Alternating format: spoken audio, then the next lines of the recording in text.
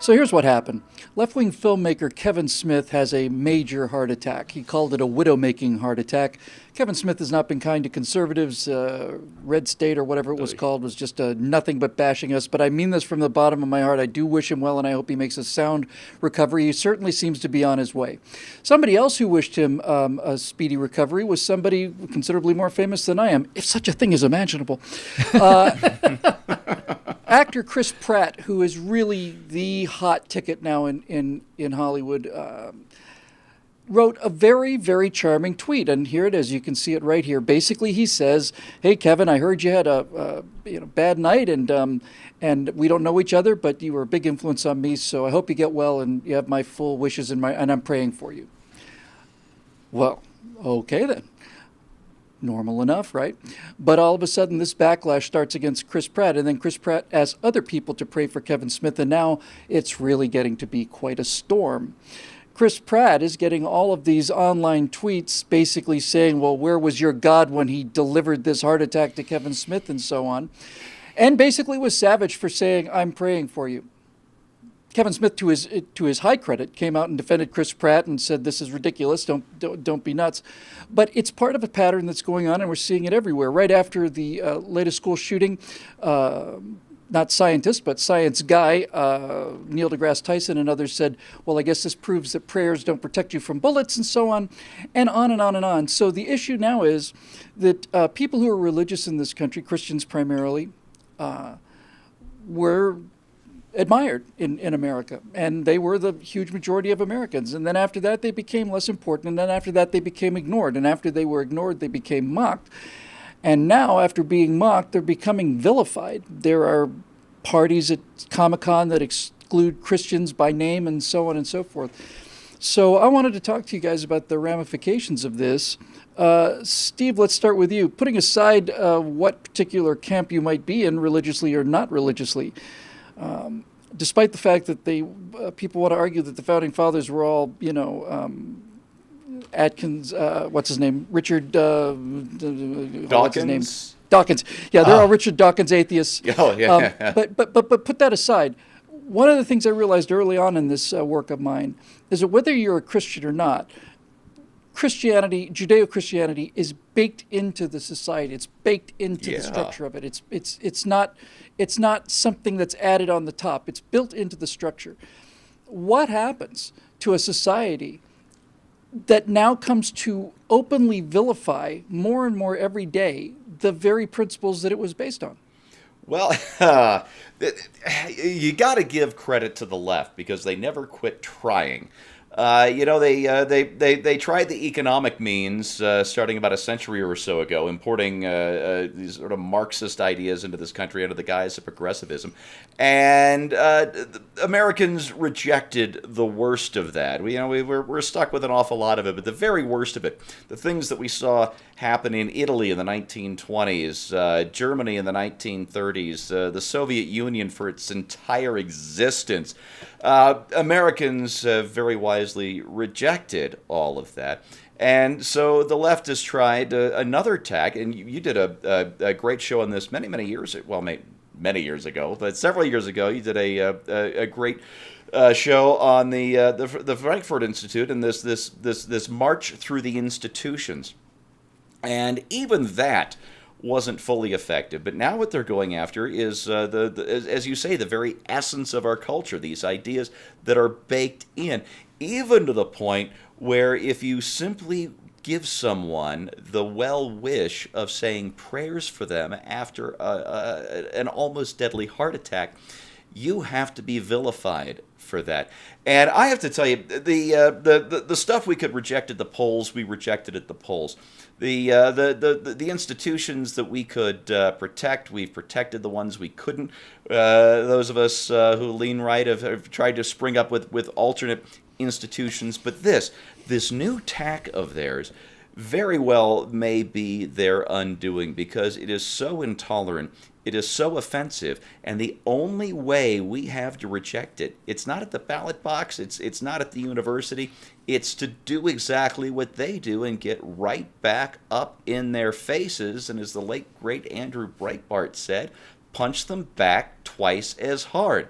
And I think they're really overplaying their hand on this one, Bill. If they continue down this road, it's going to lead to violence, and I don't think they got a shot at winning. I really don't. That was, Scott, you're obviously a very religious person. That was the essence of Christ's teaching, wasn't it? Punch him back twice as hard?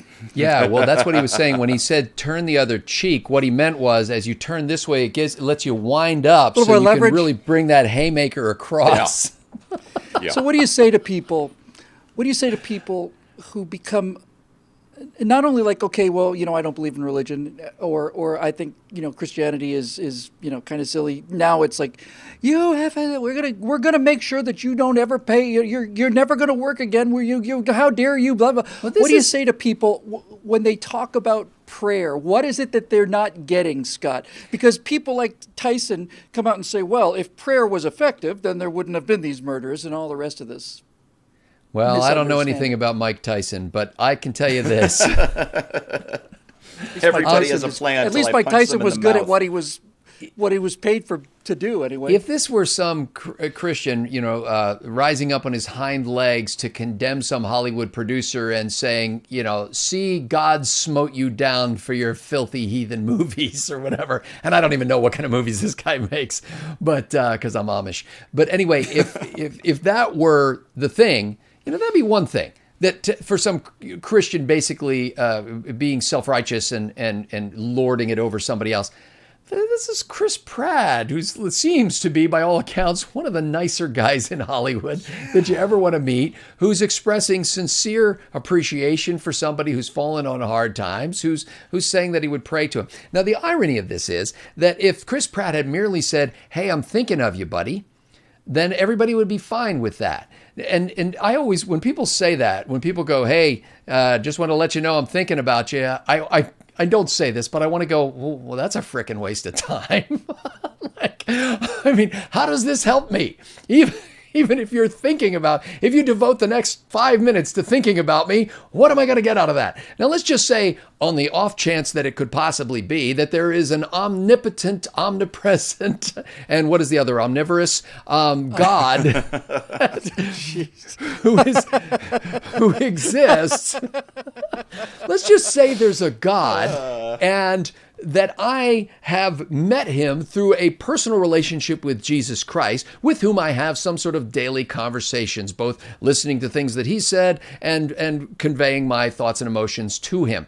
Well, this is me thinking that I'm talking to God, okay? Does that affect you in any way? Does that harm you in any way? I don't think it neither, what is that? It neither breaks your arm or twists your nose or whatever Thomas Jefferson used to say. So there's something to this, Bill, because if you just thought I was deluded in my belief in this Lord of all the universe, then why you would just dismiss it as you would a child, saying that he was going to pick up the Empire State Building in his bare hands. But there's something to this, because I think at the core of it, people are afraid it might really be true. It could really happen. And let me just tell you, when I talk to God about people who I'm concerned because they're falling on tough times or they're wounded or sick or whatever, it's like me talking to my best friend and saying, man, I'm really concerned about Kevin. And Lord, if this is something that you still do these days, and if you're willing to do it, I'd really love it if he would survive this and rise up from that bed and be able to continue to love his kids and his wife and all that kind of stuff. I mean, if I believe that this is true, would I not talk to God about this?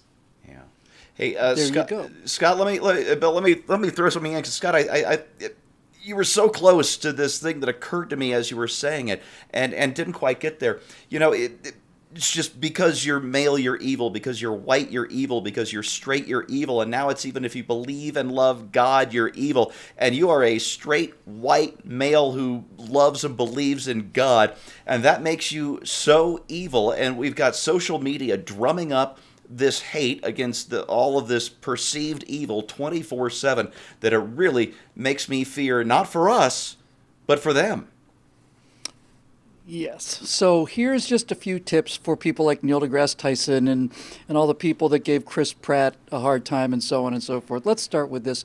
When people say they're praying, they're not trying to change God's mind, because God's mind, if he exists, is not going to be changed. I don't think people really think that, I'm here representing my client, Kevin Smith, Lord, and here's why I don't think he should die. First of all, he's done a number of, that's not what prayer is.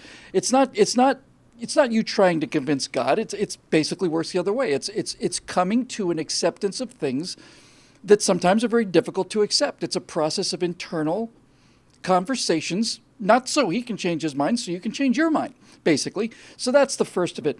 The second of it is, my experience has been that people like these have this visceral reaction to anything good, this visceral hatred of anything, that has any kind of a sense of holy and so on, are very, very miserable people. And the people I've met who are strong believers tend to be the happiest people I know. Yeah. And here's the real issue. Another one of these cases, the reason I wanted to do this story was just a few days ago, I was listening to a comedy routine by Sarah Silverman, who's the best-looking girl at the Star Trek convention. And Sarah Silverman was talking about how delusional and stupid religions were. And she was on this plane where she was basically saying, these people are so stupid, and I'm so much smarter than them. These idiots, these Christians, for example, this is pretty much verbatim what she said. Christianity is so stupid because these people believe that if all Hitler had to do was say, I'm sorry, and then he goes to heaven. Hitler goes to heaven. All he has to do is just say, I'm sorry, and Hitler goes to heaven. And this wasn't part of the joke. This was part of the emotion that drove this entire routine. And I thought to myself, how stupid is this woman really? How stupid are all of these people that try to tell us how ignorant we are? How stupid is she? If Adolf Hitler says, oops, I'm sorry, he's not getting into heaven. The only way Adolf Hitler could get into heaven, according to the Christian theory that you're mocking, Sarah, would be for him to make a complete and utter repentance for every evil thing he did. Adolf Hitler's not capable of making that kind of repentance. And if he was, then he wouldn't be Adolf Hitler anymore. You see, you're not as smart as you think you are. And this whole thing is not as stupid as you make it out to be. And here's where we get into the real brass tacks, Sarah, and all the rest of you people giving Chris Pratt a hard time. People talk about the fact that these mass murders committed by the Soviet Union and Communist China and Nazi Germany were committed by atheists. That's true. All three of them were. But it's not just that. It is simply this. When you talk about a dictatorship and a tyranny, when you talk about a Saddam Hussein or you talk about a Joseph Stalin or any of them, what you're ultimately running into is ego. It's absolute diseased, insatiable ego that is so overpowering that this person must control life or death of everybody around them. It is ego and self and pride run mad. And the only people who can develop that kind of an ego that's bigger than anything in the universe, are people who believe that there's nothing bigger than them in the universe. And that's how lots and lots and lots of people get killed. Lots and lots and lots and lots and lots of people get killed when people believe that they are the greatest thing possible. So, as a person who's been on both sides of this fence, I have to tell you, it's not a good sign for this country when people saying, I'm praying for you, develop a visceral reaction of hatred against that kind of thing. Scott was right. If he said, hey, I wish you best, nobody would have said anything. If somebody come out and sacrificed a goat to Satan, he'd probably be, a TV star now. And then I caught myself. I realized, actually, if you sacrificed a goat to Satan, that would probably get the PETA people upset and the animal lovers. Maybe if you sacrificed a child or something, then you'd really get the love of the left. You think I'm kidding? I'm not kidding. No, I'm not kidding at all. I reacted the way I did because I'm afraid that you're right, Bill. Yeah, well, I am right. Yeah. So, to those of you who get this, whether you believe in God or not, you understand that the idea that there's something bigger than us is probably why we're still a free people. And to those of you that don't get it, you are unbelievably stupid people. You really, when you open your mouths about this issue, you have no idea of how dumb you really are when you try to look smarter than everybody else. That'll do it for this Right Angle. I'm Bill Whittle here with Steve Green and Scott Ott, and it's a pleasure being able to speak our mind, which allows us to say what we want to say when we want to say it because of a very small number of the people who actually watch these videos, pay for them, and those of you that do, thank you. And those of you that don't, someone's watching.